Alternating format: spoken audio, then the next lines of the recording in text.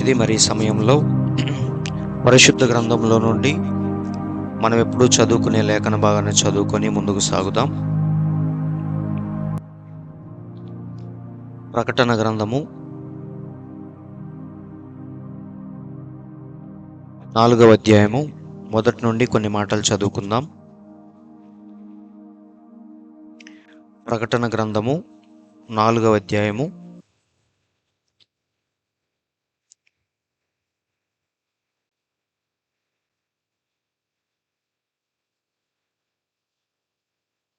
మొదటి నుంచి. ఈ సంగతులు జరిగిన తరువాత నేను చూడగా, అదిగో, పరలోకమందు ఒక తలుపు తెరవబడి ఉండెను. మరియు నేను మొదట వినిన స్వరము బూరధ్వని వలె నాతో మాటలాడగా వింటిని. ఆ మాటలాడిన వాడు, ఇక్కడికి ఎక్కి రమ్ము, ఇక మీదట జరగవలసిన వాటిని నీకు కనపరచెదను అనెను.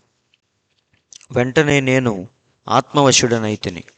అదిగో, పరలోకమందు ఒక సింహాసనము వేయబడి ఉండెను. సింహాసనమునందు ఒకడు ఆసీనుడై ఉండెను. ఆసీనుడైన వాడు దృష్టికి సూర్యకాంత పద్మరాగములను పోలినవాడు. మరకతము వలె ప్రకాశించు మేఘధనుస్సు సింహాసనమును ఆవరించి ఉండెను. సింహాసనము చుట్టూ 24 సింహాసనములుండెను. ఈ సింహాసనములందు 24 పెద్దలు తెల్లని వస్త్రములు ధరించుకొని తమ తలల మీద సువర్ణ కిరీటములు పెట్టుకున్న వారై కూర్చుండిరి. ఆ సింహాసనములో నుండి మెరుపులను, ధ్వనులను, ఉరుములను బయలుదేరుచున్నవి. మరియు ఆ సింహాసనము ఎదుట 7 దీపములు ప్రజ్వలించుచున్నవి. అవి దేవుని 7 ఆత్మలు. చాలని చిన్న ప్రార్థన. పరిశుద్ధుడా, ప్రేమ కలిగిన తండ్రి, జీవము కలిగిన యేసయ్యా, మీకు స్తోత్రములు స్తోత్రములు స్తోత్రములు ప్రభువా. తండ్రి, గడిచిన కాలమంతా మమ్మల్ని ఎంతో సురక్షితంగా కాచి కాపాడి ఈ దినాన్ని చూసి మిమ్మల్ని స్తుతించుకొని ఆరాధించుకునే గొప్ప సమయాన్ని మాకు అనుగ్రహించినందుకు మీకు స్తోత్రములు ప్రభువా. ఈ సమయంలో తండ్రి, చదవబడిన వాక్యాన్ని ఉద్దేశించి ఏ హృదయానికి ఏ వాక్యము కావాలో అది నీవే స్వయముగా ప్రభువా మాకు బయలుపరిచి ఆ మాటల్లో దాగి ఉన్న ప్రతి అంతరార్థాన్ని, ఉద్దేశాన్ని తెలుసుకునే కృపను మాకు దయచేయండి తండ్రి. మీ ఉద్దేశం ఎప్పుడైతే మేము తెలుసుకుంటామో, మీ ప్రణాళిక ఎప్పుడైతే మాకు పూర్తిగా అర్థమవుతుందో అప్పుడు మాత్రమే ప్రభువా మీకు నచ్చినట్టుగా మేము జీవించగలము తండ్రి.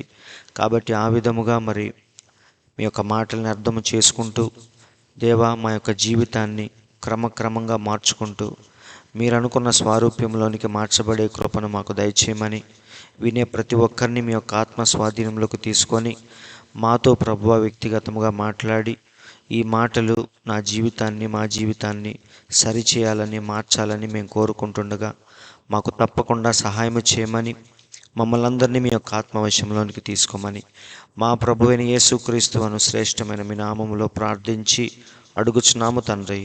ఆమేన్. దేవుని పరిశుద్ధ నామానికి స్తోత్రములు. మరి ఈ సమయంలో చదవబడిన వాక్యాన్ని ఉద్దేశించి ఈ కాలపు ప్రవక్త బోధించిన ప్రకటన గ్రంథంలోని 37వ భాగం, అది 4వ అధ్యాయంలో మనం ధ్యానిస్తూ ఉన్నాం. ఈ 4వ అధ్యాయంలో మరి దేవుని యొక్క పరలోకములో దేవుని యొక్క సింహాసనాన్ని మరి యోహాను వర్ణిస్తూ ఉన్నాడు. ఎలా ఉంది, ఏంటి, అక్కడున్న మరి భాగాలన్నిటినీ కూడా ఒక్కొక్కటిగా మనకి వివరిస్తూ ఉన్నాడు. మరి పోయిన వారం మనం చూస్తున్న ఈ స్థలం ఏదైతే ఉందో ఇది అన్నిటికంటే అతి పరిశుద్ధ స్థలం అని, దీని యొక్క ఛాయలను, నీడలను దేవుడు అనాది కాలము నుండి మరి పాత నిబంధనలో మనకు చూపించుకుంటూ వచ్చాడని, అదే భూమి మీద మోషే కట్టించిన ప్రత్యక్షపు గుడారములోని అతి పరిశుద్ధ స్థలము ఇప్పుడు మనం చూస్తున్న ఈ పరలోకములో ఉన్న అతి పరిశుద్ధ స్థలానికి సాదృశ్యమని పోయిన వారం మనం చెప్పుకున్నాం. ఇక్కడ ప్రవక్త కూడా చెప్పాడు, చూడండి, అది పరలోకములో ఉన్నదానికి మాదిరిగా ఉన్నది. అంటే మోషే భూమి మీద కట్టించిన ఆ యొక్క ప్రత్యక్షపు గుడారం కానీ, సొలొమోను కట్టించిన దేవాలయంలోని ఆ 3 భాగాలు కానీ, ఇవన్నీ కూడా పరలోకములో ఉన్నదానికి మాదిరిగా మనకు చూపిస్తూ ఉన్నాయి. అవునా? ఇప్పుడు నెక్స్ట్ వచనంలోనికి వెళ్దాం. ఆ సింహాసనము చుట్టూ 24 సింహాసనములు ఉండెను. సో తర్వాతది యోహాను ఏం చెప్తున్నాడంటే, ఆ సింహాసనము చుట్టూ అటు ఇటు 24 సింహాసనాలు ఉన్నాయని చెప్తున్నాడు. ఈ యొక్క దృశ్యాన్ని, సింహాసనము చుట్టూ మరొక సింహాసనములు వేయబడి ఉండే ఈ యొక్క చిత్రాన్ని, ఈ సన్నివేశాన్ని దానియేలు కూడా చూస్తాడు.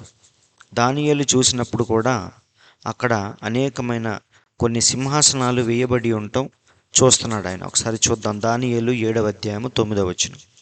ఇంకా సింహాసనములను వేయుట చూచితిని. ఇక్కడ చూడండి, దానియేలు జస్ట్ సింహాసనములను వేయుట చూచితిని అని మాత్రమే చెప్పాడు. ఆ సింహాసనాల మీద ఎవరున్నారు, ఏం చేస్తున్నారు, ఇవేమీ కూడా చెప్పలేదు. సింహాసనములను వేయుట చూచితిని, మహావృద్ధుడు ఒకడు కూర్చుండెను అని ఇట్లా వర్ణించాడు. కానీ యోహాను ఇదే సన్నివేశాన్ని చూస్తున్నప్పుడు అక్కడ 24 సింహాసనాలు, దాని మీద 24 పెద్దలు కూర్చొని ఉండటం యోహాను చూస్తున్నాడు. కానీ దానియేలు చూసినప్పుడు సింహాసనాలు వేయబట్టం మాత్రమే చూశాడు. దాని మీద ఎవరున్నారో ఏంటో ఆయన చెప్పలేదు. కానీ యోహాను చూసే సమయానికి సింహాసనాలు వేయటం, దాని మీద ఎవరో ఒకరు ఆసీనులుగా కూర్చోవటం, ఎవరో కొంతమంది అక్కడ కూర్చొని ఉండటం యోహాను చూస్తున్నాడు. కాబట్టి మరి వాళ్ళు ఎవరో ఏంటో మనం చూద్దాం. ఇక్కడ ప్రవక్త అంటున్నాడు చూడండి, ఇప్పుడు 24 పెద్దలు, వారు దేవదూతలకు సంబంధించిన వారు కాదని మీరు గమనించాలి. ఫస్ట్ ప్రవక్త ఏమంటున్నాడంటే, ఆ సింహాసనాల మీద కూర్చున్న వారు దేవదూతలని చాలామంది అనుకుంటారు. ఎందుకంటే అక్కడ ఉన్న ఆ కోటాను కోట్ల దూతల్ని అదంతా కూడా చూసి ఏమనుకుంటారంటే, పరలోకం అనగానే దేవుడు, దేవదూతలు అనుకుంటారు. కానీ మీరు గమనిస్తే ప్రవక్త అంటున్నాడు చక్కగా, దేవదూతలకి పరలోకంలో సింహాసనాలు లేవు, కిరీటాలు కూడా లేవు. అవునా? ఇక్కడ చూడండి ప్రవక్త ఏమన్నాడు, దూతలు కలిగి పరలోక సంబంధులు కిరీటములతో మరియు సింహాసనములతో ఉండరు. గమనించారా? వారెన్నడూ కలిగి ఉండరు. అంటే వారికి పరలోకంలో కిరీటాలు, సింహాసనాలు ఇవేమీ లేవు అంటున్నాడు. వారు దూతలు, వారెన్నడూ పైకి రారు. మీరు తర్వాత గమనించినట్లయితే వారు పాడుతున్న పాటలు మరియు క్రియలు వారు కాదని, అంటే దూతలు కాదని మనకు రుజువు చేస్తున్నాయి. ఎందుకంటే వాళ్ళు విమోచన గీతాన్ని పాడతారు. అసలు దూతలు విమోచించబడినప్పుడు విమోచన గీతం ఎలా పాడతారు? సో ఇక్కడ చూడండి, దూతలు విమోచించబడాల్సిన అవసరం లేదు. కానీ ఇక్కడ కూర్చున్న వారు మాత్రం విమోచింపబడిన వారు. మనం చూస్తున్న ఈ యొక్క పెద్దలు, 24 పెద్దలు ఎవరైతే ఉన్నారో వారికి సింహాసనాలు ఉన్నాయి. సింహాసనం అంటే అర్థం ఏంటంటే, వారు ఎన్నో ఆటుపోట్లు జయించి, ఒక యుద్ధాన్ని జయించి వచ్చారు అని చూపించేదే ఆ యొక్క సింహాసనం, ఆ కిరీటం. అవునా? కిరీటాలు ఎప్పుడు ఇస్తారు? ఏదో విజయానికి సంకేతం ఆ యొక్క కిరీటం కానీ సింహాసనం కానీ. వారు దేన్నో జయించి వచ్చారు, ఎన్నో కష్టాలు కన్నీళ్లు ఎదుర్కొని దేవుని కొరకు యోధుల్లాగా పోరాడి ఇప్పుడు వాళ్ళు ఆ యొక్క సింహాసనం మీద పరిపాలించే స్థానంలో కూర్చున్నారు. అందుకే బైబిల్లో చక్కగా రాయబడింది, ఇప్పుడు ఈ దూతలకి ఏ పోరాటాలు లేవు, ఏ కష్టాలు కన్నీళ్లు లేవు. కాబట్టి వాళ్ళు దేన్ని జయించలేదు, వారు అసలు విమోచించబడలేదు. కాబట్టి వారికి పరలోకంలో ఎలాంటి సింహాసనం కానీ కిరీటం కానీ లేవు. కానీ ఇక్కడ కూర్చున్న వారు ఎవరంటే, వారు విమోచించబడిన వారు, వారు రక్షించబడిన వారు, ఎన్నో యుద్ధాలు గెలిచి ఇప్పుడు వాళ్ళు విజయోత్సాహముతో అక్కడ కూర్చొని ఉన్నవారు. అందుకే పౌలు అంటున్నాడు ఏమనంటే, యాకోబు అంటున్నాడు, చూద్దాం. యాకోబు 1:12, శోధన సహించువాడు ధన్యుడు, అతడు శోధనకు నిలిచిన వాడై ప్రభు తన్ను ప్రేమించు వారికి వాగ్దానము చేసిన జీవ కిరీటము పొందును. సో ఈ కిరీటాలు ఎవరికి? జయించిన వారికి. ఏం జయించిన వారికి? శోధనలు జయించిన వారికి. దేవుని పక్షముగా, అంటే దేవుని గూర్చి వారు పడిన బాధలన్నిటికీ దేవుడిచ్చే బహుమానమే ఈ జీవ కిరీటం. లోకంలో పిల్లల కోసం, సమాజం కోసం మనం ఎంత కష్టపడినా దానికి దేవుడు ఏమీ ఇవ్వడు. కానీ దేవుని కోసం మనం పడే ప్రతి కష్టానికి దేవుడు విలువ కట్టి ఒకరోజు మనకి ఆ యొక్క బహుమానం అనేది ఇవ్వబోతున్నాడు. అందుకే పౌలు ఏమంటాడంటే తిమోతికి రాసిన పత్రికలో, మంచి పోరాటము పోరాడి తిని, ఒకసారి చూద్దాం 2 తిమోతి 4:7, మంచి పోరాటము పోరాడి తిని, నా పరుగు కడముట్టించి తిని, విశ్వాసము కాపాడుకొంటిని, ఇక మీదట నా కొరకు నీతి కిరీటం ఉంచబడింది. చూడండి, పౌలు అంటున్నాడు, నేను సరిగ్గా పోరాడాను కాబట్టి, దేవుని కోసం పోరాడాను కాబట్టి, నా కోసం దేవుడు నీతి కిరీటం ఉంచాడు అంటున్నాడు. అది నాకు మాత్రమే కాదు, అది తన ప్రత్యక్షతను ఆపేక్షించు వారికి అందరికీ అనుగ్రహించును. కాబట్టి పౌలు చాలా క్లియర్గా చెప్పాడు, ఆ కిరీటాలు సింహాసనాలు మనకి మాత్రమే. అందుకే దేవుడు కూడా అన్నాడు, నేను జయించి నా తండ్రితో కూడా ఆయన సింహాసనం మీద కూర్చుండి ఉన్న ప్రకారము జయించు వానిని నాతో కూడా నా సింహాసనమునందు కూర్చుండనిచ్చేదను. సో సింహాసనాలు కిరీటాలు ఎవరికంటే వారు జయించిన వారికి, యుద్ధంలో పోరాడి గెలిచిన వారికి. కాబట్టి అక్కడ కూర్చున్న 24 పెద్దలు ఎవరంటే వారు దేవదూతలు కాదు, వారు విమోచించబడిన వారు, వారు పోరాడి గెలిచిన వారు. కాబట్టి వారు దేవదూతలు కాదని ముందు మనం గ్రహించాలి. తర్వాత ఆ పెద్దలు ఎవరో చూద్దాం. ఇక్కడ ప్రవక్త అంటున్నాడు, చూడండి, పెద్ద అనగా అర్థం ఏంటి? మీరు పెద్ద అను పదమును తీసుకున్నట్లయితే నేను దాని గురించి అన్ని రకముల నిర్వచనములు అంటే డెఫినేషన్స్ రాసుకొని ఉంచాను. నేను వాటిని కేవలం దాటిపోవచ్చున్నాను. ఇక్కడ చూడండి, పెద్ద అనే పదానికి అర్థం ఏంటంటే ఒక పట్టణమునకు పెద్ద, లేక ఒక తెగ, ఒక కమ్యూనిటీ లేదా ఒక కులానికి, ఇట్లా ఒక్కొక్క గుంపుకి ఒక నాయకుడు ఉంటాడు, ఒక పెద్ద కంపల్సరీగా ఉంటాడు. మీరు ఎక్కడన్నా తీసుకోండి, ఒక కంపెనీలో కానీ, ఆఫీస్లో కానీ, లేదా ఒక కులంలో కానీ, ఒక మతంలో కానీ, ఒక చర్చిలో కూడా మనకి పెద్ద అనేవాడు ఉంటాడు. ఇప్పుడు ఈ సంఘమునకు బ్రదర్ నెవిల్ ఒక పెద్ద అని ప్రవక్త అంటున్నాడు, అవునా? కాబట్టి ఇక్కడున్న శరీరమునకు అతడు పెద్ద. అలాగే ఈ ఊరికి ఒక మేయర్ ఉంటాడు. అలాగే ప్రతి చోట మనం చూసుకుంటూ వెళితే ఒక నాయకుడు, పెద్దలు కొంతమంది ఉంటారు, అవునా? అలాగే మనం చూస్తే ఆది అపోస్తుల సంఘంలో కూడా కొంతమంది పెద్దలు ఉన్నారు. అయితే ఆ పెద్దలు ఎప్పుడు నిర్ణయించబడాలి, ఎప్పుడు పెట్టాలి, ఎలాంటి పరిస్థితుల్లో పెట్టాలి, ఎవరెవరిని పెట్టాలి, ఈ విషయాలన్నీ కూడా మరి దేవుడు పరిశుద్ధ గ్రంథంలో రాసి పెట్టాడు. ఈరోజు ప్రతి చర్చిలో సంఘ పెద్దలు ఉంటారు, కానీ సంఘ పెద్దల చేతిలోనే పాస్టర్ గారు కూడా ఉంటాడు. పెత్తనం అంతా ఈ పెద్దల చేతిలో ఉంటుంది. వాళ్ళకు నచ్చకపోతే పాస్టర్ని పీకేస్తారు. అయితే దేవుడు చెప్తున్న పెద్దలు ఎలాంటి వాళ్ళు కాదు.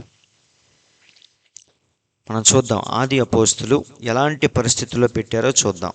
అపోస్తుల కార్యములు 6:1, ఆ దినములలో శిష్యుల సంఖ్య విస్తరించుచున్నప్పుడు అనుదిన పరిచర్యలో తమలోని విధవరాండ్రను చిన్న చూపు చూసిరని హెబ్రీల మీద గ్రీకు భాష మాట్లాడు యూదులు సణగసాగిరి.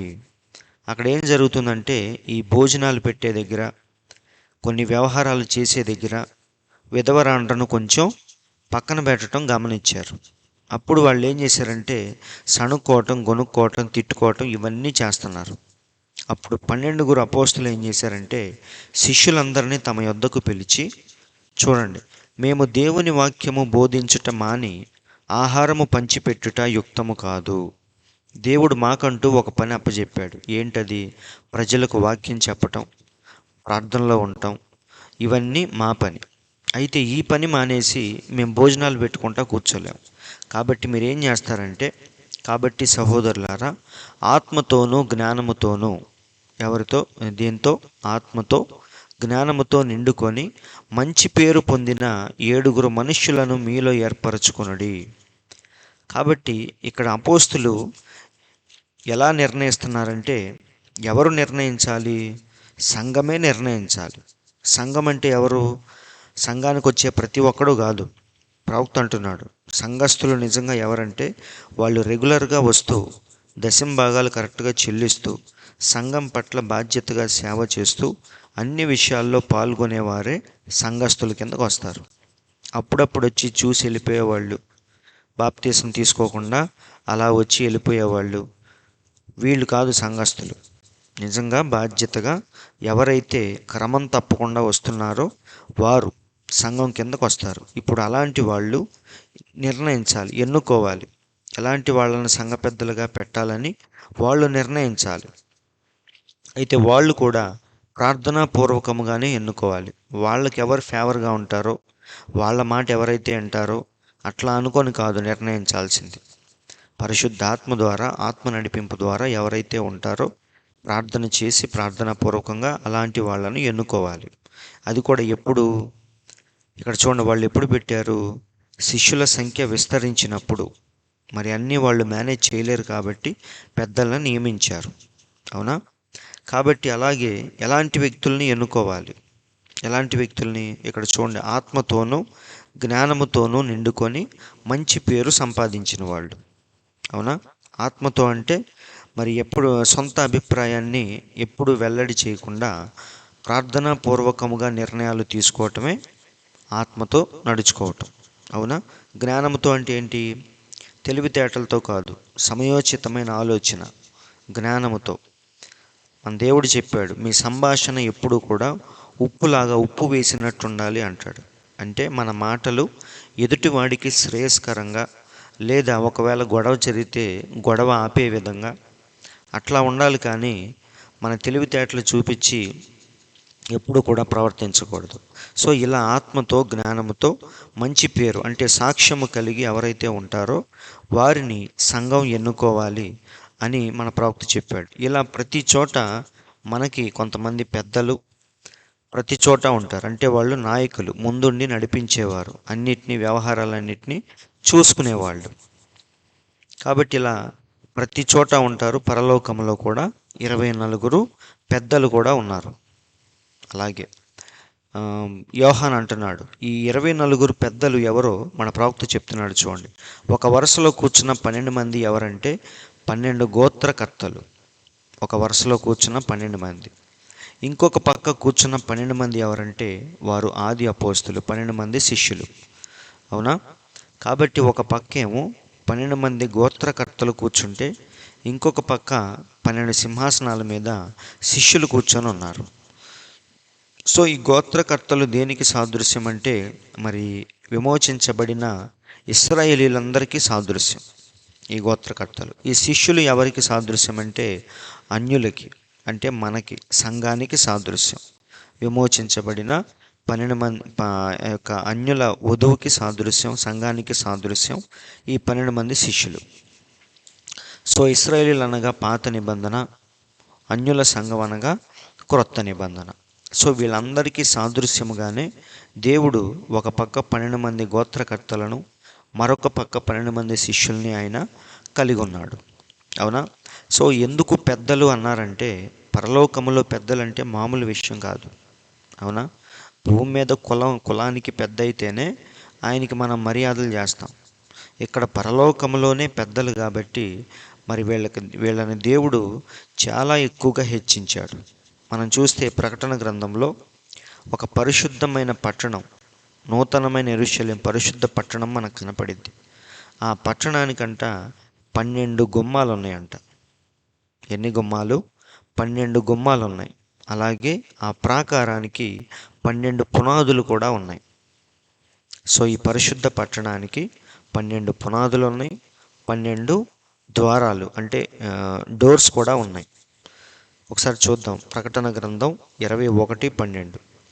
ఆ పట్టణమునకు ఎత్తైన గొప్ప ప్రాకారమును 12 గుమ్మములను ఉండెను. ఆ గుమ్మముల యొద్ద 12 దేవదూతలుండిరి. అంటే ఒక్కొక్క గుమ్మం దగ్గర ఒక్కొక్క దూత ఉన్నాడు. ఇశ్రాయేలీల 12 గోత్రముల నామములు ఆ గుమ్మముల మీద వ్రాయబడి ఉన్నవి.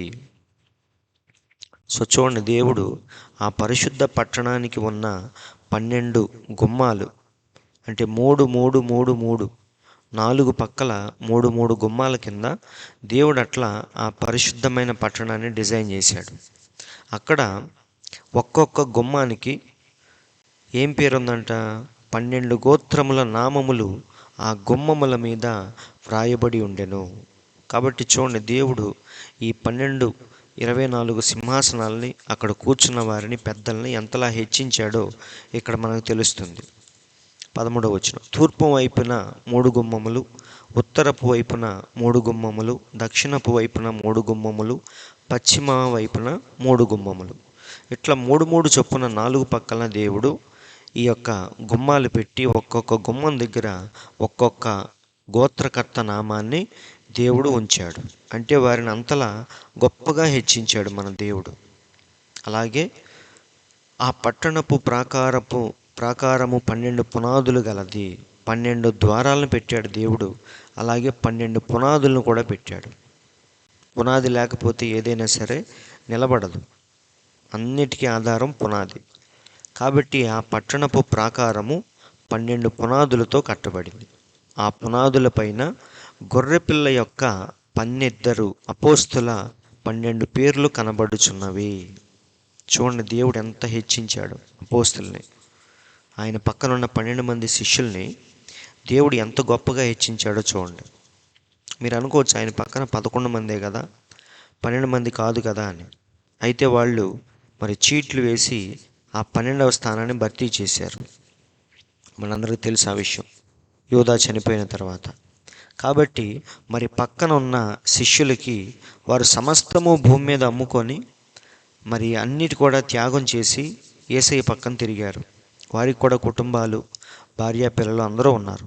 కానీ దేవుడి కోసం అన్నిటినీ విడిచిపెట్టి పగలు రాత్రి ఆయన వెంటపడి తిరిగారు. అందుకే దేవుడు వారిని ఇంత గొప్పగా హెచ్చించాడు. నిజమండి. వారు అడుగుతారు, కావాలంటే చూడండి, ఇక్కడ మత్తయి సువార్త 19:27లో పేతురు అడుగుతున్నాడు.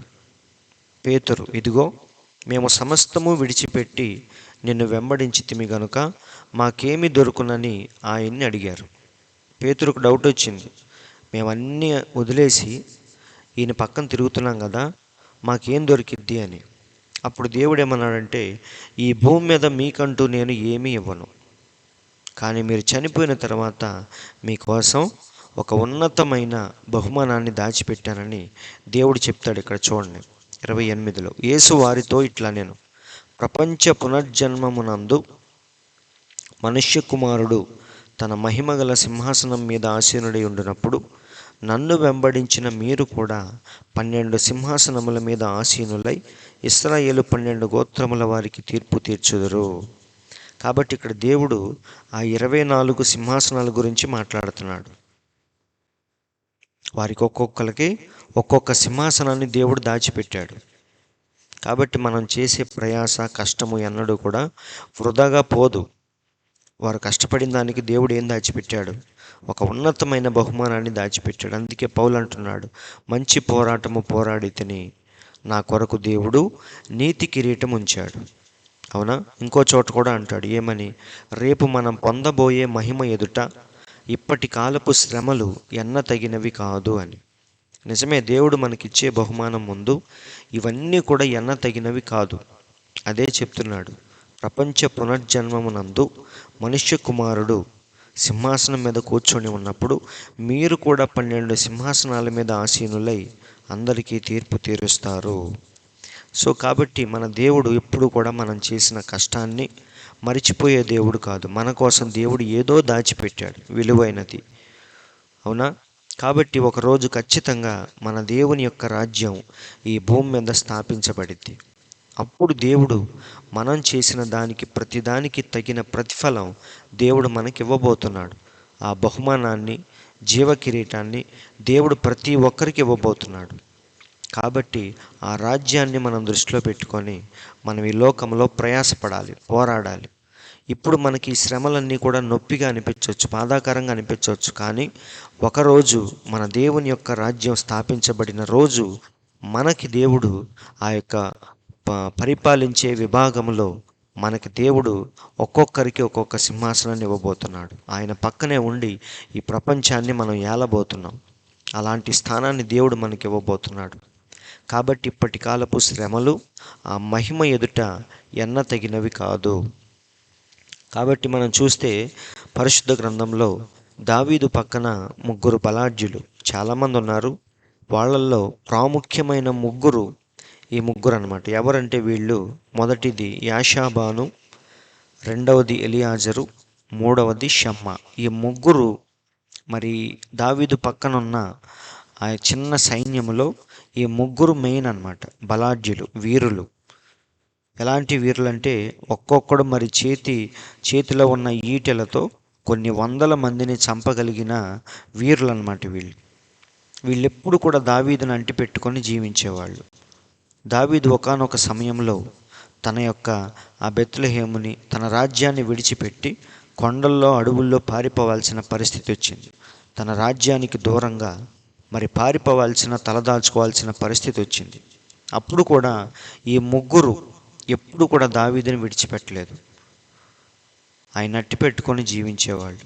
ప్రతి చిన్న విషయంలో ఆయన్ని గౌరవించేవాళ్ళు. ఆయన అభిప్రాయానికి ఈ ముగ్గురు విలువిచ్చేవాళ్ళు. అలాంటి యోధులు అనమాట. ఎప్పుడు దావీదు పక్కనే ఉండేవాళ్ళు. వాళ్ళకి తెలుసు ఈరోజు దావీదు మరి రాజ్యాన్ని కోల్పోయి ఇక్కడ దిక్కు లేకుండా తిరగవచ్చు, కానీ దావీదును మాత్రం దేవుడు అభిషేకించాడు కాబట్టి ఏదో ఒకరోజు మళ్ళీ మా రాజు దావీదే, ఏదో ఒకరోజు మళ్ళీ సింహాసనం మీద కూర్చుంటాడు, ఆ విషయం మాకు తెలుసు అన్నట్టుగా ఈ ముగ్గురు ఎప్పుడు కూడా దావీదును విడిచిపెట్టలేదు. నిజమండి, మనం ఎక్కువ పెద్ద పొజిషన్లో ఉన్నప్పుడు మనకు స్నేహితులు ఎక్కువ మంది ఉంటారు, మనల్ని గౌరవించే వాళ్ళు ఎక్కువ మంది ఉంటారు. ఎప్పుడైతే మనం ఆ పొజిషన్ నుంచి కింద పడిపోతామో, లేదా ఆర్థికంగా దెబ్బతింటామో, పలుకుబడిలో దెబ్బతింటామో, అప్పుడు మన చుట్టూ ఉండే స్నేహితులు కానీ కుటుంబీకులు కానీ మన నుంచి దూరం అయిపోతారు. ఎందుకంటే వీడితో పని లేదు, వీడి వల్ల ఎలాంటి ఉపయోగం లేదు అనుకుంటే మాత్రం వాడిని ఎవ్వడు పట్టించుకోరు. కానీ నిజమైన స్నేహితుడు విడువక ప్రేమించును అని బైబిల్లో రాయబడింది, యేసయ్య చెప్పాడు. కాబట్టి దావీదుని ముగ్గురు కూడా ఎలాంటి పరిస్థితుల్లోనూ విడిచిపెట్టలేదు. దానికి సాక్ష్యం ఏంటంటే, ఒకసారి దావీదు మరి ఒక చిన్న కోరిక కోరతాడు. ఏమనంటే, బెత్లెహేములో ఆ గవిని దగ్గర ఉన్న బావిలో నీళ్లు ఎంతో రుచికరంగా ఉంటాయి, ఎవరన్నా తెచ్చిస్తే ఎంత బాగుండు అని జస్ట్ ఆయన నోటి మాటతో అలా అంటాడు. అంతే తప్ప వెళ్ళి తీసుకురండి అని చెప్పడం. ఎవరన్నా తెచ్చిస్తే బాగుండు, ఆ నీళ్లు చాలా బాగుంటాయని జస్ట్ ఊరికి అలా అనుకుంటాడు. ఎప్పుడైతే దావీదు ఆశపడ్డాడని ఈ ముగ్గురికి తెలిసిందో, వెంటనే ముగ్గురు కత్తులు తీసుకొని ఆ నీళ్లు ఎలాగైనా సరే రాజుగారికి తీసుకొని రావాలని ప్రాణాలకు తెగించి ఆ ముగ్గురు వెళ్ళిపోతారు. మరి నిజమండి, ఆ శత్రువులందరూ ఆ యొక్క ఊరిని చుట్టుముట్టారు. ఆ బెత్లెహేం అంతా కూడా శత్రువులతో నింపబడి ఉంది. ప్రతి చోట అక్కడికి వెళ్ళి వారిని జయించి ఆ బావిలో ఉన్న నీళ్లు తీసుకురావటం అంటే అది చాలా కష్టమైన పని. కానీ ముగ్గురు ఉంటే ఉన్నాం, పోతే పోయాం అన్నట్టుగా బయలుదేరి ఆ యొక్క శత్రువుల్లోకి జొరబడి ఒకళ్ళు చంపుకుంటూ నరుక్కుంటూ వెళుతుంటే మరొకరు వెళ్ళి దారి చేసుకొని నీళ్లు తీసుకొచ్చే ప్రయత్నం చేస్తారు. ఈ ముగ్గురు ఒకసారి చూద్దాం. 2 సమూయేలు 23:16. ఆ ముగ్గురు బలాఢ్యులు ఫిలిష్తీయుల దండు కావలి వారిని ఓడించి దారి చేసుకొని పోయి బెత్లెహేము గవిని దగ్గర ఉన్న బావి నీళ్లు చేది దావీదు నొద్దకు తీసుకొని వచ్చిరి. చూడండి, అది ఎంత కష్టమైన పనో మీరు ఆలోచించండి. ప్రాణాలకు తెగించి నీళ్ల కోసం వెళ్ళారు. ఎందుకని? తాకపోతే చచ్చిపోతాడా దావీదు? చావడు. కానీ దావీదులో పుట్టిన దావీదు యొక్క ఆదేశాలు, దావీదు యొక్క కోరికలు వీరికి ఎలా అనిపించినాయి అంటే అదొక గొప్ప, దాన్ని ఒక ఆదేశంలాగా తీసుకున్నారు. రాజుగారు చెప్పకపోయినా ఆయన మనసులోని కోరిక తీర్చడం అనేది వారి జీవిత లక్ష్యముగా మార్చుకున్నారు. బావి నీళ్లు చేది దావీదు నొద్దకు తీసుకొని వచ్చిరి. దావీదు షాక్ అయిపోయాడు. అయితే అతడు ఆ నీళ్లు త్రాగుటకు మనస్సు లేక యెహోవా సన్నిధిని పారబోసి, యెహోవా, నేను ఇవి త్రాగను, ప్రాణమునకు తెగించి పోయి తెచ్చిన వారి చేతి నీళ్లు త్రాగుదునా అని చెప్పి త్రాగనల్లకుండెను. ఆ ముగ్గురు బలాఢ్యులు ఈ కార్యములు చేసిరి. కాబట్టి చూడండి, దావీదును ఎంతలా ప్రేమించారో, ఎంతలా గౌరవించారో. ఆయనకి రాజ్యం ఉన్నా లేకపోయినా మా రాజు ఈయనే అన్నట్టుగా ఉన్నారు వాళ్ళు. ఎందుకంటే వారికి తెలుసు ఏదో ఒకరోజు మళ్ళీ ఆ సింహాసనం మీద కూర్చునేది దావీదే అని. అందుకే ఎట్టి పరిస్థితుల్లో కూడా ఆయన్ని కించపరచలేదు, ఆయనకు దూరం అవ్వలేదు. ఆయన కోరిన చిన్న కోరిక వారి జీవిత లక్ష్యముగా మార్చుకున్నారు. చనిపోతే చనిపోయాం అన్నట్టుగా వెళ్ళారు. కాబట్టి ప్రవక్త అంటున్నాడు, మరి వాళ్ళు చేసిన ఈ యొక్క గొప్ప త్యాగాన్ని దావీదు ఎప్పుడూ కూడా మర్చిపోలేదు. మళ్ళీ దావీదు నిజంగానే రాజు అయిన తర్వాత మరి ఈ ముగ్గురికి పెద్ద పెద్ద పోస్టులు ఇచ్చాడు. ఆయన అధిపతులుగా నియమించాడు, పరిపాలించే విభాగంలో పెట్టాడు. కాబట్టి మరి ఆ ముగ్గురు చేసిన కష్టాన్ని దావీదు మర్చిపోనప్పుడు, మరి దేవుని కోసం మనం చేసిన త్యాగాన్ని, మనం జీవించిన ఆ యొక్క జీవితాన్ని దేవుడు మర్చిపోతాడా? దేవుని కోసం మనం నీతిగా జీవించినప్పుడు దానికి దేవుడు ప్రతిఫలం కంపల్సరీగా ఇస్తాడు. కాబట్టి సహోదరులారా, ఈ ముగ్గురు బలాఢ్యులు ఎలాగైతే దావీదు కోసం వారి ప్రాణాలు కూడా లెక్క చేయలేదో, అలాగే దేవుని యొక్క మాట కోసం, వాక్యం కోసం మనం కూడా ఎప్పుడైతే తూచా తప్పకుండా నెరవేర్చడానికి సిద్ధపడతామో, అప్పుడు దేవుడు మన యొక్క ఆ నీతిని, మనం చేసిన త్యాగాన్ని దేవుడు కంపల్సరీగా గుర్తుపెట్టుకొని మనల్ని ఒకరోజు హెచ్చిస్తాడు, అందరికంటే గొప్పగా హెచ్చిస్తాడు. కాబట్టి ప్రవక్త ఏమన్నాడో చూద్దాం. అక్కడ క్రీస్తును చూడండి, జయించువారు ప్రతి ఒక్కడు ఒక పట్టణమును పరిపాలించును. ఈ దినమున ఆయన అధికారంలోనికి వచ్చుట మనము చూసినప్పుడు క్రీస్తు ఈ ప్రపంచమును పరిపాలించును. అవునా? ఒకరోజు దేవుడు ఈ రాజ్యాన్ని పరిపాలించినప్పుడు చూడండి, ఈ ప్రపంచం యొక్క రాజ్యములు మన దేవుని యొక్క రాజ్యములుగా మారిపోతాయి. మరియు తన క్రీస్తు మరియు ఆయన పరిపాలిస్తాడు మరియు వారిని ఏలుతాడు. కాబట్టి మన దేవుడు ఒకరోజు ఈ భూమి మీద తన రాజ్య స్థాపన చేసినప్పుడు మనల్ని ఖచ్చితంగా దేవుడు జ్ఞాపకం చేసుకుంటాడు.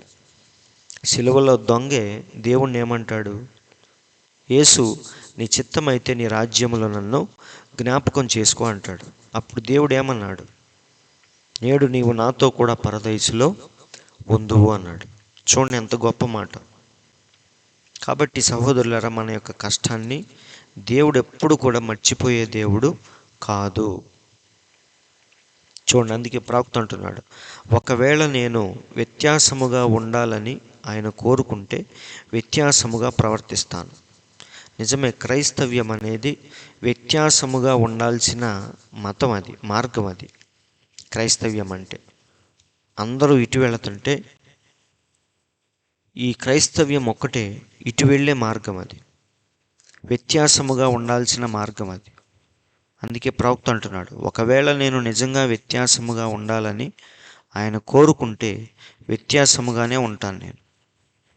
ఈ సహోదరులు చేస్తున్న దానివల్లే మరియు అటువంటి క్రియలు, ఒకవేళ ఒక నిర్దిష్టమైన క్రియను నేను చేయాలని ఆయన కోరుకుంటే, దేవా దీవించుము, దాన్ని చేయుట నాకు ఎంతో ఆధిక్యత అయ్యున్నది.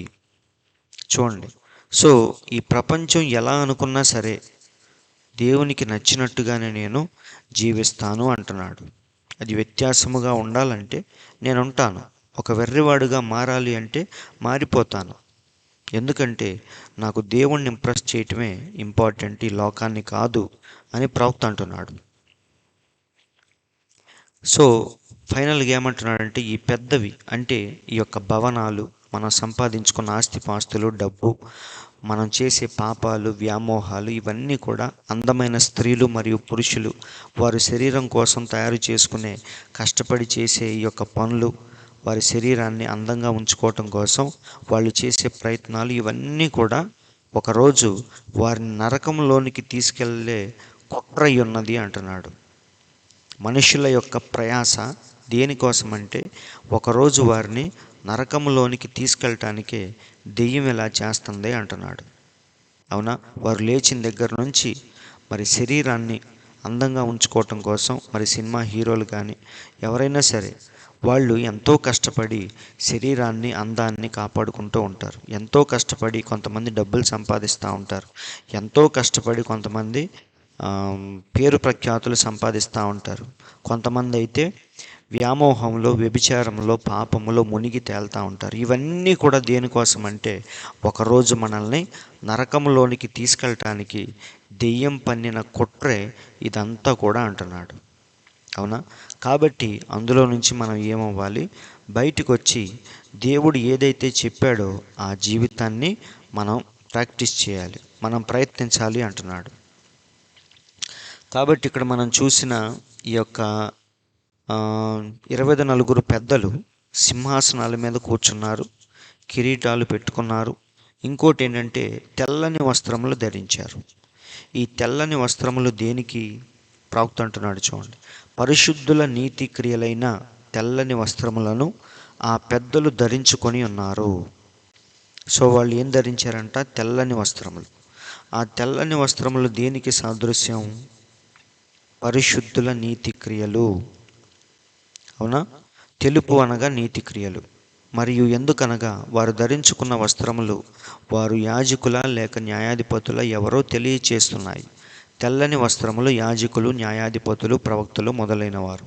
గమనించారా? వారు ఎవరై ఉన్నారో తెలుపుతుంది. కాబట్టి వారి పరిశుద్ధులని, ఆ యొక్క పరిశుద్ధ క్రియల చేత వాళ్ళు అలంకరింపబడ్డారని ఆ తెల్లని వస్త్రములు మనకు చూపిస్తున్నాయి. అవునా? వారందరూ 24 పెద్దలు, వారిలో 12 మంది ఇశ్రాయేలు 12 గోత్రముల వారు, సంఘమునకు 12 మంది అపోస్తులు. కాబట్టి వారు సింహాసనం మీద కూర్చున్నారు, కిరీటాలు పెట్టుకున్నారు, తెల్లని వస్త్రములు ధరించారు. అవునా? వారిని దేవుడు ఎలా హెచ్చించాడో మనం ఇప్పుడు దాకా చూసాం. తర్వాత వచనంలోనికి వెళ్దాం. ప్రకటన 4:5. ఆ సింహాసనములో నుండి మెరుపులను, ధ్వనులను, ఉరుములను బయలుదేరుచున్నవి. అవునా? ఇది ప్రాముఖ్యమైన మాట. ఇప్పుడు ఆ సింహాసనములో నుండి మెరుపులు, ఉరుములు, ధ్వనులు అసలు చూడటానికే భయంకరంగా ఉంది. అది ఆ దృశ్యం అనేది. సూర్యుడినే మనం 5 నిమిషాలు అలా చూడలేం. కానీ అంత గొప్ప వెలుగుని, ఆ ఉరుములు, మెరుపులు వీటన్నిటిని చూడాలంటే ఎవ్వడికి కూడా ధైర్యం సరిపోదు. ఇది ఏం చూపిస్తుందంటే కృప అనేది పూర్తిగా ముగించబడింది అని చూపించేదే ఈ యొక్క మెరుపులు, ఉరుములు, ధ్వనులు ఇవన్నీ కూడా. అవునా? సో కృప అనేది ఏమైంది? పూర్తిగా ముగించబడింది. అసలు కృప అంటే ఏంటి? కృప అంటే మనం ఏదైతే చెయ్యలేమో దాన్ని మన బదులు చేసి మనకు విమోచన ఇచ్చేదే కృప. అవునా? ఆ కృప మనకిచ్చింది ఎవరు అంటే యేసుక్రీస్తు యొక్క రక్తమే ఆ కృపను మనకిచ్చింది. మనం చేయలేం, మనం నీతిమంతులుగా ఉండలేం. అవునా? మనం పరలోకానికి పనికిరాం. కానీ మన బదులు పోరాడి మన యొక్క రక్తాపరాధాన్ని, మన యొక్క నేరాలను ఆయన భుజం మీద వేసుకొని మన కొరకు ఆయన చనిపోయి కృప ద్వారా మనల్ని ఏం చేశాడంటే ఉచితముగా రక్షించాడు. అవునా? కాబట్టి అదే కృప అంటే. ఆ కృప మనకిచ్చింది ఎవరంటే యేసు రక్తమే ఆ కృపను మనకి ఇచ్చింది. మనం పనికిరాం, కానీ మనల్ని పనికొచ్చే వ్యక్తులుగా చేసింది ఆ రక్తమే. అవునా? ఆ రక్తము ఎప్పుడైతే సింహాసనం మీద ఉంటుందో అది కృపా సింహాసనం అయింది. రక్తము గనక లేకపోతే అది తీర్పు సింహాసనం అయింది. ఇక్కడ మనం చూస్తున్న సింహాసనం ఏంటంటే తీర్పు సింహాసనం, శిక్షించే సింహాసనం. అది కృప అనేది ముగించబడింది. రక్తము గనక ఉంటే అది కృపా సింహాసనం అయింది. రక్తము గనక లేకపోతే ప్రవక్త అంటున్నాడు అది తీర్పు సింహాసనం అయింది. అవునా? దేవుని యొక్క కోపాన్ని, క్రోధాన్ని చల్లబరిచేది, శాంతిపరిచేది రక్తము మాత్రమే. నిజమండి. దేవుని యొక్క కోపాన్ని, ప్రచండమైన యొక్క కోపాన్ని తగ్గించాలంటే, శాంతిపరచాలంటే రక్తము మాత్రమే చేయగలదు. అందుకే మనం చూస్తే అనాది కాలం నుండి దేవుని పిల్లలందరూ కూడా రక్తము ద్వారానే దేవుణ్ణి శాంతిపరిచారు. నిజమండి. ఉదాహరణ హేబేలు దేవుని దగ్గరికి ఎలా వెళ్ళాడు? రక్తము తీసుకొని వెళ్ళాడు. అందుకే దేవుడు అక్కడికి దిగి వచ్చాడు, హేబేలు దగ్గరికి దిగి వచ్చాడు. అవునా? అలాగే మనం చూస్తే ఐగుప్తు దేశంలో కూడా ఆ సంహార దూత వచ్చినప్పుడు రక్తము యొక్క గురుతుల్ని చూసి ఆ ఇంటిని దాటి వెళ్ళిపోయింది. అంటే ఏంటి? అక్కడ కూడా ఆ యొక్క సంహార దూతను శాంతిపరిచింది, అడ్డుకుంది, ఆపింది ఈ రక్తము మాత్రమే.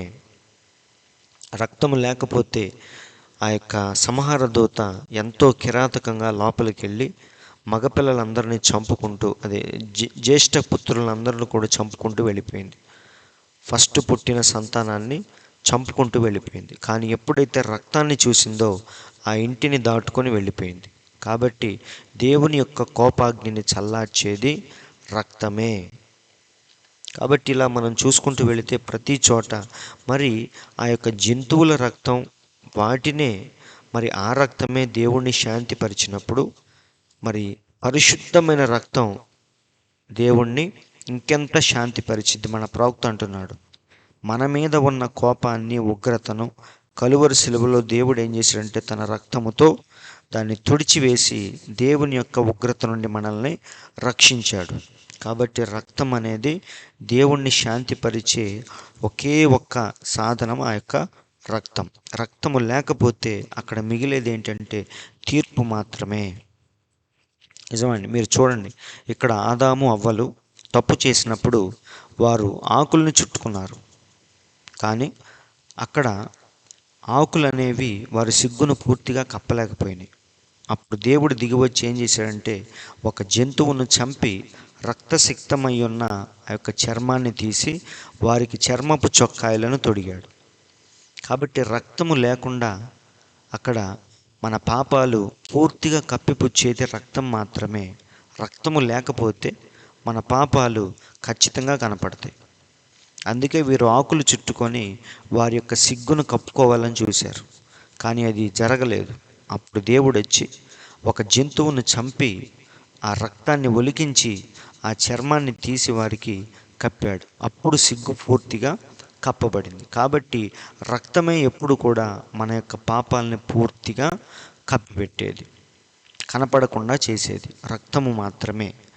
కాబట్టి ఇక్కడ మనం చూస్తే ప్రతి చోట దేవుడు ఆ రక్తాన్ని చూసినప్పుడే శాంతించాడు. రక్తము లేకపోతే వెంటనే ఆయన యొక్క ఉగ్రత అక్కడికి దిగి వచ్చింది. ఇక్కడ చూడండి, అందుకే అతి పరిశుద్ధ స్థలములోనికి యాజకుడు వెళ్ళేటప్పుడు ఎలా వెళ్ళేవాడు? రక్తాన్ని తీసుకొని వెళ్ళాలి. ఎలా పడితే అలా వెళితే అక్కడికక్కడే చచ్చిపోతాడు. ఎందుకంటే దేవుడు ఉండే ప్రదేశం అతి పరిశుద్ధ స్థలంలో దేవుని యొక్క మహిమ ఉంటుంది. కాబట్టి అక్కడికి వెళ్ళేవాడు రక్తాన్ని చేత పట్టుకొని వెళ్ళాలి. అవునా? అక్కడికి వెళ్ళి చూడండి, లేవియా కాండంలో రాయబడింది, లేవియా కాండము 16:14.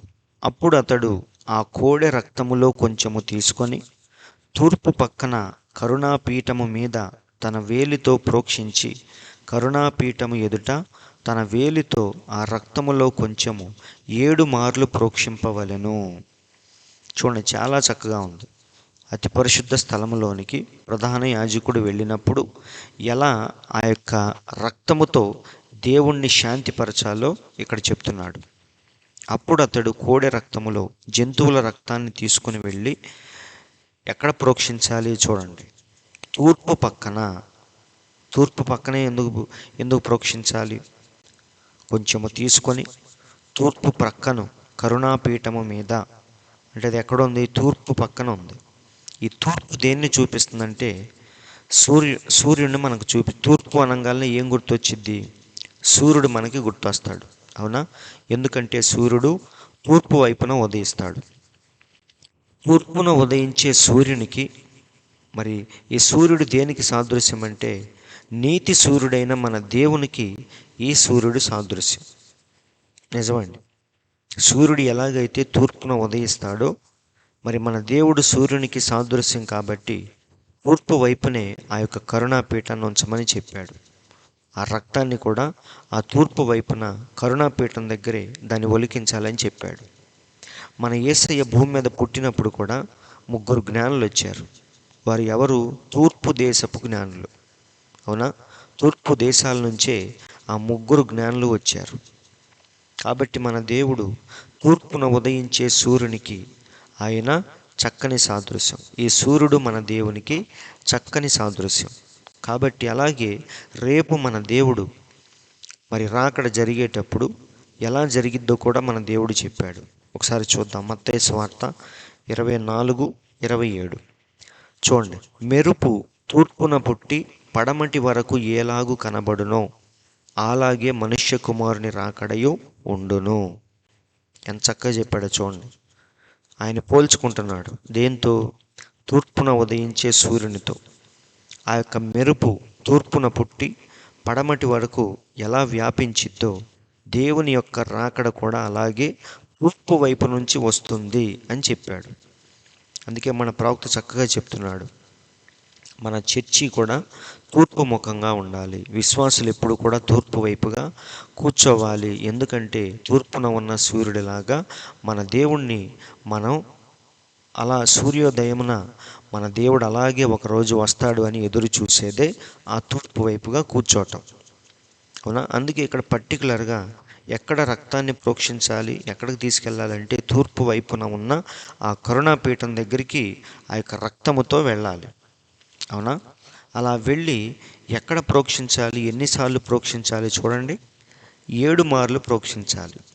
అవునా? ఆ కరుణాపీఠం దగ్గర ఆ రక్తాన్ని 7 సార్లు ఒలికించాలి, ప్రోక్షించాలి. 8 సార్లు చేయొచ్చుగా. ఎందుకు 7 సార్లు అంటే ఆ 7 దేన్ని చూపిస్తుందంటే 7 సంఘ కాలాల్లో ఉన్న వధువును దేవుడు తన రక్తముతో ఎలా వారిని శుద్ధీకరించాడో, ఎలా వారిని పవిత్రులుగా చేశాడో ఇదంతా కూడా చూపిస్తుంది. మన ప్రవక్త అంటున్నాడు, 7 మార్లు ప్రోక్షించటం దేన్ని చూపిస్తుందంటే 7 సంఘకాలాల్లో ఉన్న తన వధువును దేవుడు ఎలా తన రక్తము ద్వారా విమోచించాడో చూపించేదే ఆ 7 మార్లు ఒలికించటం. అవునా? అలాగే ఇక్కడ చూడండి, ఇంకా ఎక్కడ ఒలికించాలంటే పర్టికులర్గా కరుణాపీఠము ఎదుట తన వేలితో ఆ రక్తములో కొంచెము 7 మార్లు ఒలికించాలి. సో కరెక్ట్గా ఎక్కడ పడితే అక్కడ ఒలికించకూడదు, కరుణాపీఠం ఎదుట ఒలికించాలి అన్నాడు. ఎందుకని అంత స్పెషల్గా ఎందుకు దేవుడు చెప్తున్నాడు తూర్పు వైపున కరుణాపీఠం 7 మార్లు అని ఎందుకు చెప్తున్నాడు అంటే, ఈ కరుణాపీఠం దేని మీద ఉంచబడిందంటే ఇక్కడ చూడండి, మీకు మందసం కనిపిస్తుంది. అతి పరిశుద్ధ స్థలంలో ప్రాముఖ్యమైన వస్తువులు ఉంటాయి. వాటిల్లో ఒకటి ఏంటంటే ఈ యొక్క మందసం, పైన కరుణాపీఠం. అవునా? ఈ కరుణాపీఠం దేని మీద ఉంచబడిందంటే మందసం మీద ఉంచబడింది కరుణాపీఠం. ఈ మందసంలో ఏమున్నాయి?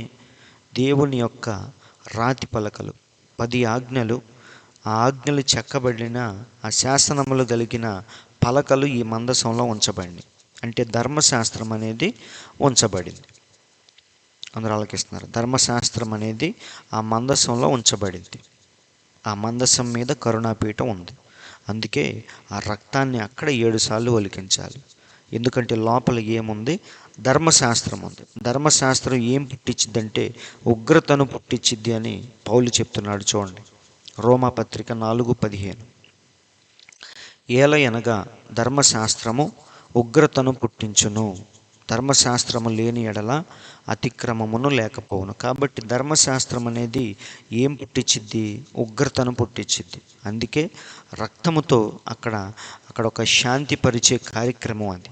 రక్తాన్ని ఒలికించినప్పుడు దేవుడు శాంతిస్తాడు అనేది అక్కడ మనకు తెలుస్తుంది. కాబట్టి ఇక్కడ చూడండి, ఇప్పుడు ప్రధాన యాజకుడు వెళ్ళేటప్పుడు ఏ రక్తముతో వెళుతున్నాడు? జంతువుల రక్తముతో వెళ్తున్నాడు. జంతువుల రక్తం పవిత్రమైంది, పరిశుద్ధమైంది ఏమీ కాదు. కానీ జంతువుల రక్తం తీసుకెళ్ళి 7 సార్లు ఒలికిస్తేనే ప్రజలకు పాపక్షమాపణ కలుగుతున్నప్పుడు మరి అమూల్యమైన యేసుక్రీస్తు రక్తం మనకి ఇంకెంత విమోచన కలుగజేసిద్ది. చూడండి, ఇప్పుడు ఈ రక్తమే మనుషుల్ని అంతలా శుద్ధి చేసినప్పుడు, పాపాలని తీసేసినప్పుడు, మరి యేసుక్రీస్తు యొక్క రక్తం మనల్ని పవిత్రులుగా చేయలేదా? ఖచ్చితంగా చేసింది.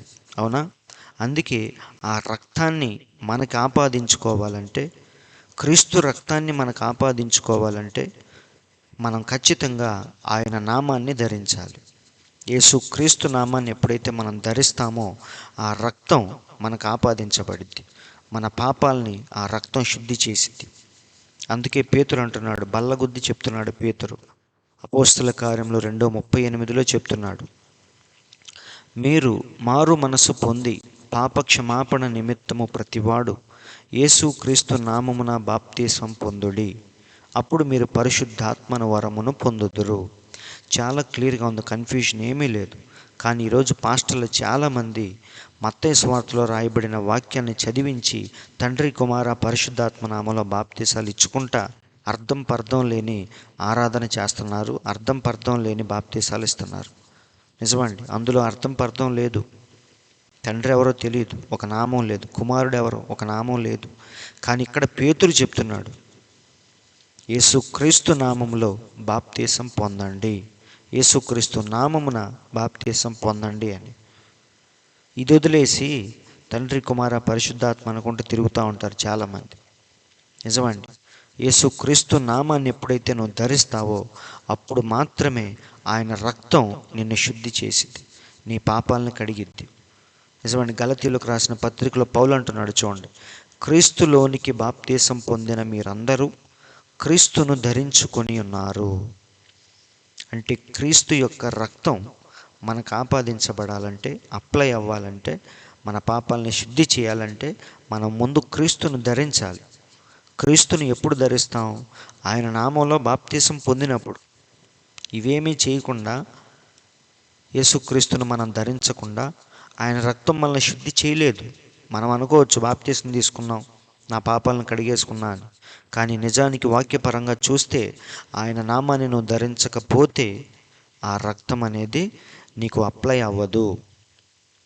కాబట్టి సహోదరులారా, ఈ యొక్క తీర్పు సింహాసనం, మనం చూస్తున్న ఈ తీర్పు సింహాసనం దేన్ని చూపిస్తుందంటే, ఎవడైనా సరే వంకర మార్గములో వస్తే వాడికి ఉగ్రత తప్పదు అని చూపించేదే ఈ తీర్పు సింహాసనం.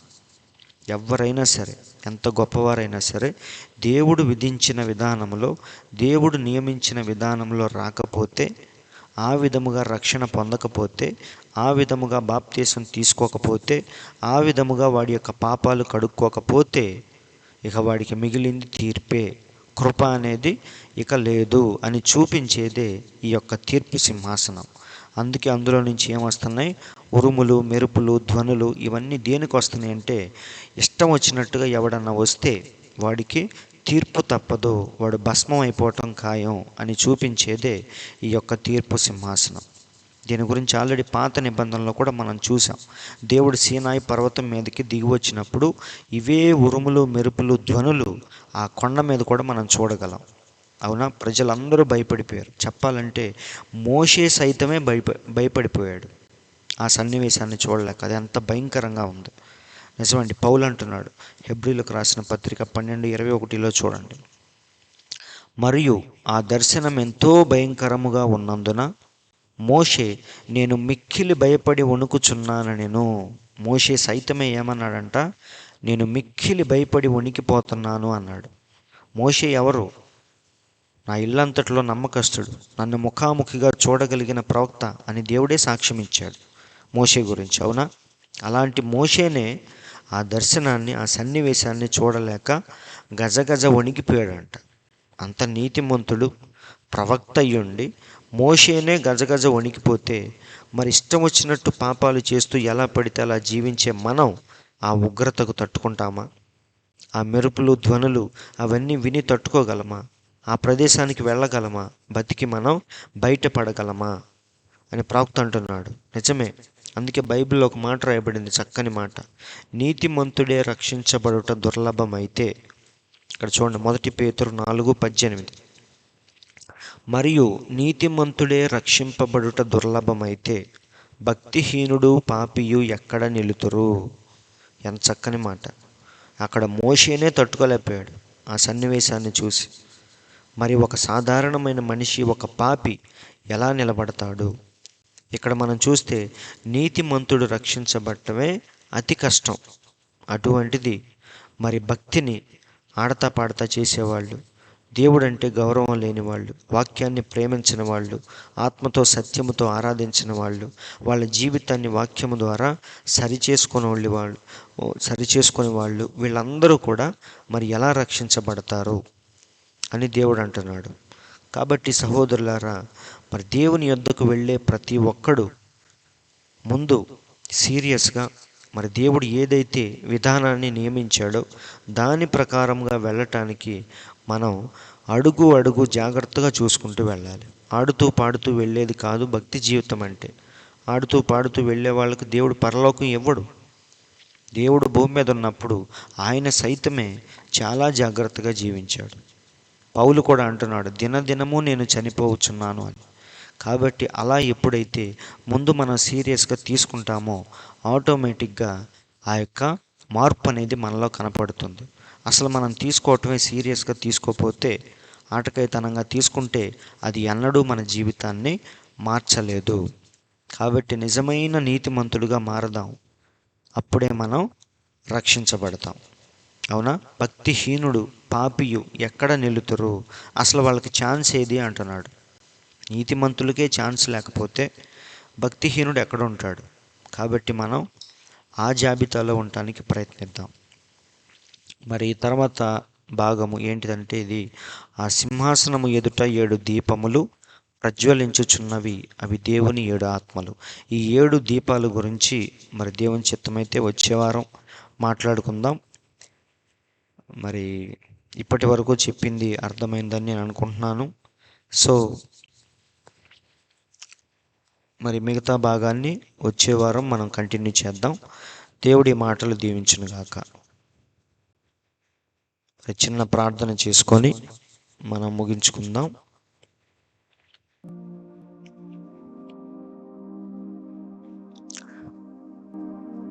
పరిశుద్ధుడా, జీవము కలిగిన యేసయ్యా, మీకు స్తోత్రములు తండ్రి.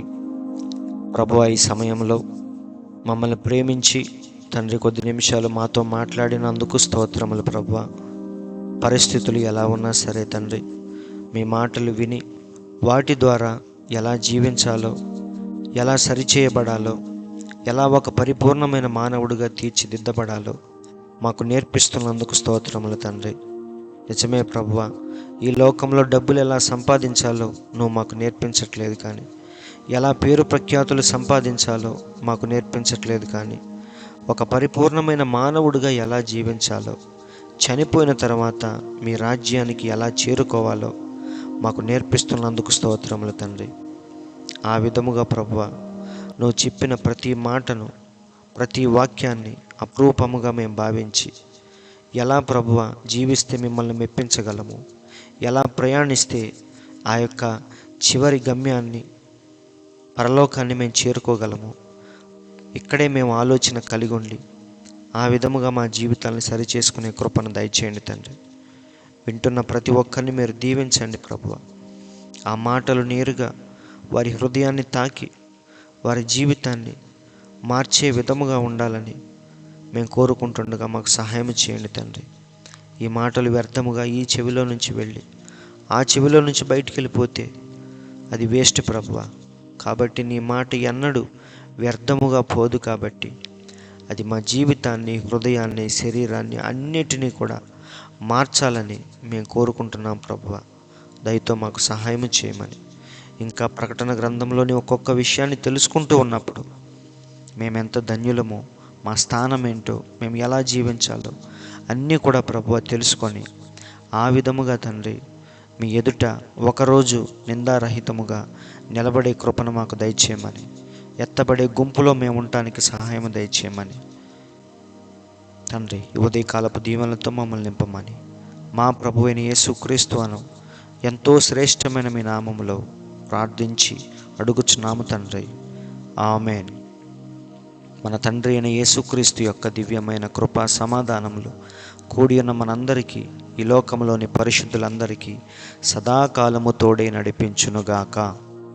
ఆమేన్. దేవుడు మీ అందరిని దీవించునుగాక.